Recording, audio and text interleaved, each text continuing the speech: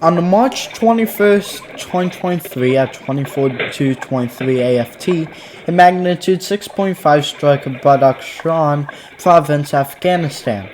The epicenter was 25 miles south-southeast of Jurm, Afghanistan. It was felt in Pakistan, India, Uzbekistan, Tajikistan, Kazakhstan, Kyrgyzstan, Afghanistan, and Turkmenistan. In Afghanistan, 10 people were killed, 80 people were injured, and 74 homes were damaged or destroyed. In Pakistan, 20 people were killed, 605 people were injured, 48 plus buildings were damaged or destroyed. New information in my latest video. This was